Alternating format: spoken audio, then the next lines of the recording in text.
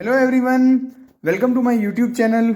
साल 2024 बस कुछ ही दिनों में आने वाला है और आप सभी एमएससी केमिस्ट्री स्टूडेंट के लिए खुशखबरी अभी से आनी शुरू हो गई है।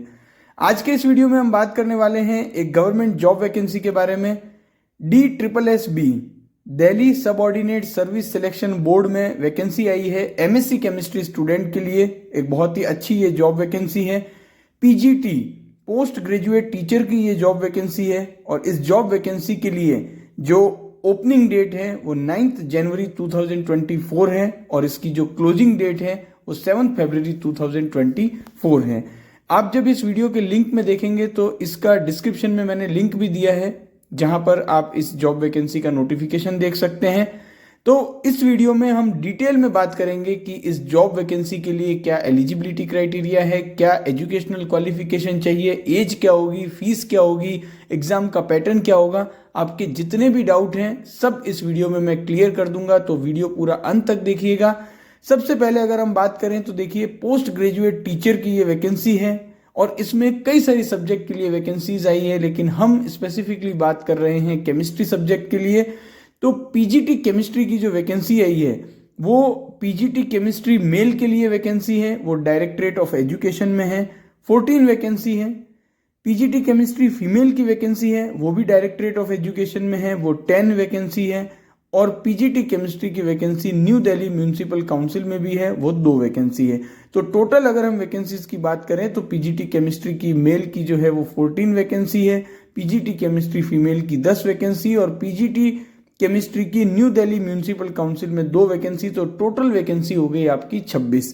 तो 26 वैकेंसी काफ़ी अच्छी ये वैकेंसी है और उम्मीद करते हैं कि 2024 में ऐसे ही लगातार कई सारी जॉब वैकेंसी आपके लिए आती रहे। अब यहाँ पर ये जो जॉब वैकेंसीज हैं उनमें कैटेगरी वाइज रिजर्वेशन भी है, जो कि आप जब इस नोटिफिकेशन को पढ़ेंगे तो आप पूरा कैटेगरी वाइज यहाँ पर देख सकते हैं। अब अगर हम बात करें डेट ऑफ एग्जाम की, तो देखिए डेट ऑफ एग्जाम अभी तक आई नहीं है, जल्दी ही आपको DSSB की वेबसाइट पर बता दिया जाएगा। तो जब भी कुछ डेट के बारे में इंफॉर्मेशन आएगी तो मैं भी आपको वीडियो के माध्यम से बता दूंगा। अब यहाँ पर एक बहुत ही इंपॉर्टेंट बात है कि अगर आप इंटरेस्टेड हैं इस जॉब वैकेंसी में अप्लाई करने के लिए तो केवल और केवल ऑनलाइन एप्लीकेशन ही एक्सेप्टेड होगी। आपको कोई भी हार्ड कॉपी नहीं सेंड करनी है, ओनली ऑनलाइन एप्लीकेशन ही यहाँ पर एक्सेप्ट किया जाएगा। तो ये बात आपको ध्यान में रखनी है। अब बात करेंगे हम कुछ इंपॉर्टेंट क्राइटेरिया की। सबसे पहले बात करेंगे एजुकेशन क्राइटेरिया कि क्या एजुकेशनल क्वालिफिकेशन रिक्वायर्ड है। तो जो एसेंशियल क्वालिफिकेशन है, एसेंशियल क्वालिफिकेशन का मतलब है कि मस्ट टू हैव, आपके पास वो होनी ही चाहिए। तो उसमें है MSc केमिस्ट्री। MSc केमिस्ट्री आपके पास होना चाहिए किसी भी रिकॉग्नाइज्ड यूनिवर्सिटी या इंस्टीट्यूशन से, साथ ही आपके पास डिग्री इन एजुकेशन होनी चाहिए। अब बहुत सारे MSc केमिस्ट्री स्टूडेंट ये सोच रहे होंगे कि सर हमारे पास तो डिग्री इन एजुकेशन नहीं है, तो क्या हम इस वैकेंसी के लिए एलिजिबल हैं? तो आपको भी निराश होने की जरूरत नहीं है, काफी कुछ है आपके लिए भी इस नोटिफिकेशन में। एक कंडीशन यहां पर दी गई है कि डिग्री इन एजुकेशन जो है उसमें रिलैक्सेशन है कुछ कैंडिडेट्स के लिए। अब वो कुछ कैंडिडेट कौन है? पहला इसमें लिखा हुआ है having PhD degree. That means अगर आपके पास MSc केमिस्ट्री है और PhD केमिस्ट्री है और आपके पास डिग्री इन एजुकेशन नहीं है तो भी आप इस वैकेंसी के लिए एलिजिबल हैं। एक और क्राइटेरिया है रिलैक्सेशन का ऐसे कैंडिडेट के लिए जिन्होंने having obtained first division in higher secondary degree and PG exam with mandatory condition that candidate will acquire B.Ed within a period not exceeding 3 years from the date of joining of service. That means अगर आपके पास MSc chemistry है लेकिन आपने degree in education नहीं है आपके पास, तो भी आप इस जॉब वैकेंसी में अप्लाई कर सकते हो। अगर आपके पास higher secondary that means 12th में, डिग्री दैट मीन्स BSc में और PG दैट मीन्स MSc में फर्स्ट डिवीजन होना चाहिए आपको। और एक और कंडीशन है कि आपको, अगर आप इस जॉब वैकेंसी के लिए सेलेक्ट हो जाते हैं तो ज्वाइनिंग के 3 साल के अंदर अंदर आपको B.Ed डिग्री कंप्लीट करनी होगी। तो यहाँ पर अगर एक बार फिर से रिपीट करूं क्योंकि बहुत सारे स्टूडेंट को अभी भी डाउट होगा, तो देखिए इस जॉब वैकेंसी में अप्लाई करने के लिए आपको MSc केमिस्ट्री और डिग्री इन एजुकेशन चाहिए। लेकिन अगर आपके पास डिग्री इन एजुकेशन नहीं है तो यहाँ पर कुछ रिलैक्सेशन दिया गया है अगर आपके पास डिग्री इन एजुकेशन नहीं है लेकिन पीएचडी की डिग्री है तो भी आप इस जॉब वैकेंसी में अप्लाई कर सकते हैं।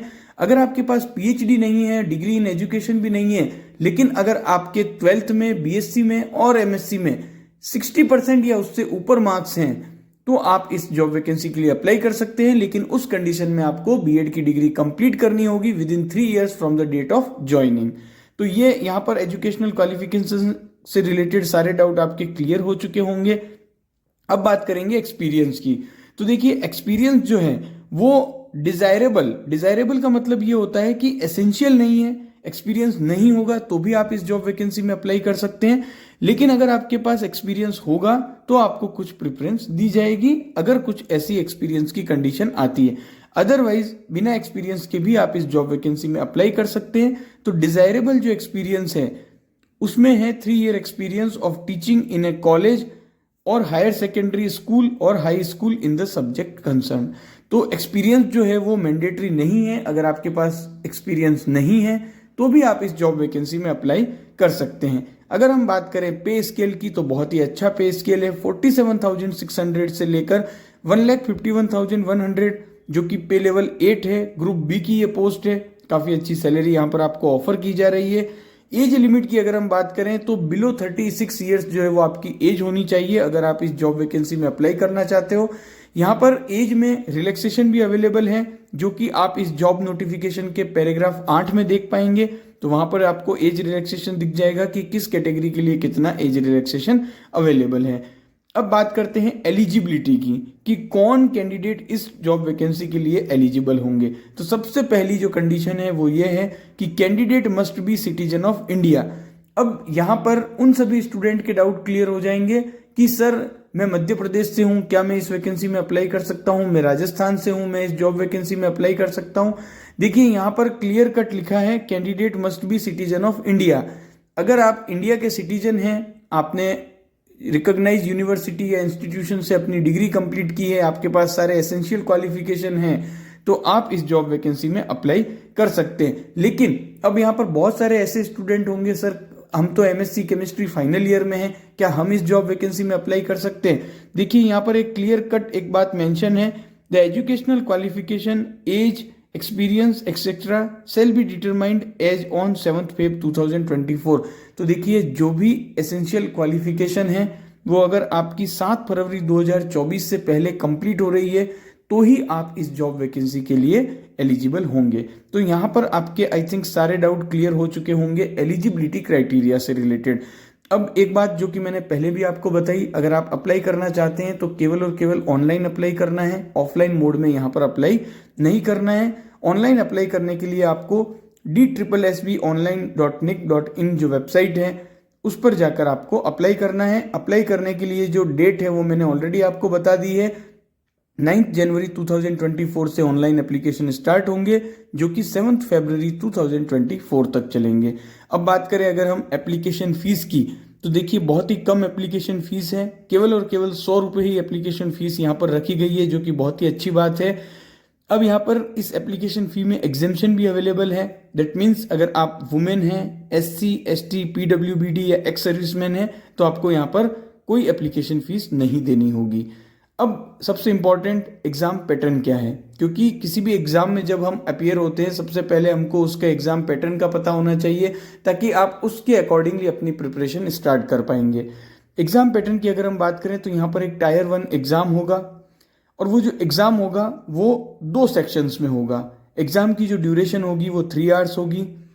यहाँ पर जो 2 सेक्शंस होंगे वो दोनों सेक्शन को मिलाकर 300 मार्क्स के यहाँ पर मल्टीपल चॉइस क्वेश्चन आपसे पूछे जाएंगे। तो टोटल मार्क्स होंगे 300, टोटल क्वेश्चन होंगे 300। दैट मीन्स हर क्वेश्चन होगा 1 मार्क्स का। सेक्शन 1 जो होगा उसमें 100 मार्क्स के क्वेश्चन पूछे जाएंगे। इसके अंदर अगेन 5 सब सेक्शन होंगे। उन पांचों ही सब सेक्शन में हर सब सेक्शन से 20-20 नंबर के क्वेश्चन आपसे पूछे जाएंगे। तो वो जो 5 सब सेक्शन होंगे वो कुछ इस तरह से हैं। पहला होगा mental ability and reasoning, second होगा जनरल अवेयरनेस, थर्ड होगा इंग्लिश लैंग्वेज, फोर्थ होगा हिंदी लैंग्वेज एंड फिफ्थ होगा numerical aptitude and data interpretation. तो ये सेक्शन 1 के 5 सब सेक्शन हैं। हर एक सब सेक्शन से 20-20 नंबर के क्वेश्चन होंगे। दैट मीन्स टोटल 100 मार्क्स के क्वेश्चन होंगे और हर क्वेश्चन क्या होगा आपका 1 मार्क्स का होगा। तो 100 क्वेश्चन 100 मार्क्स के सेक्शन 1 में पूछे जाएंगे और सेक्शन 2 में आपसे 200 क्वेश्चन पूछे जाएंगे जो कि 200 मार्क्स के होंगे और केमिस्ट्री के क्वेश्चन आपसे पूछे जाएंगे। तो सेक्शन 1 सेक्शन 2 को मिलाकर 300 मार्क्स के टोटल 300 क्वेश्चंस होंगे और यहाँ पर नेगेटिव मार्किंग होगी, ये आपको ध्यान में रखना है। 0.25 दैट मीन्स 1/4 नेगेटिव मार्किंग होगी, तो नेगेटिव मार्किंग से आपको बचना है।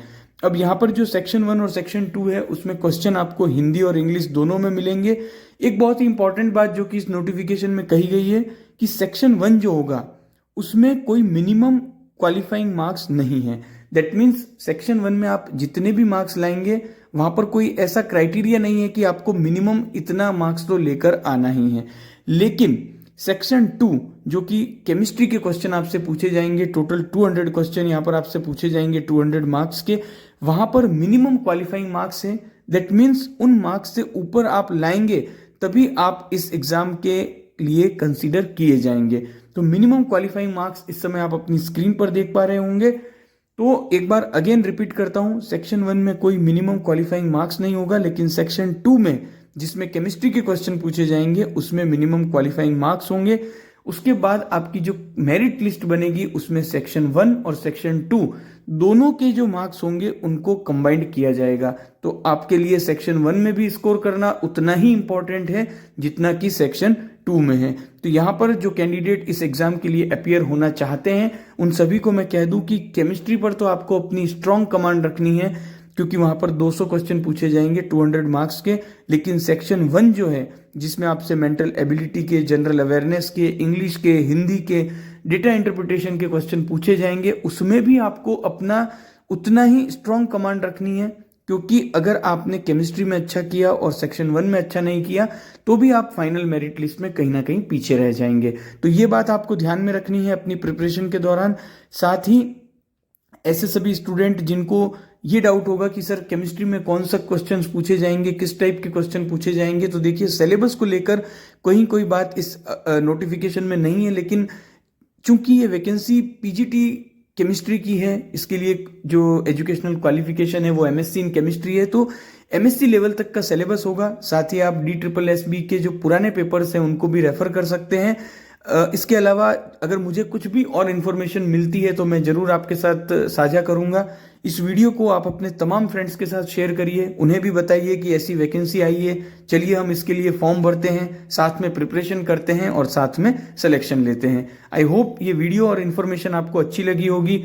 अगर आपको इसके अलावा कोई डाउट है तो आप इस नोटिफिकेशन को अच्छे से पढ़िएगा, उसके बाद भी कोई डाउट रहता है तो आप कमेंट कीजिएगा।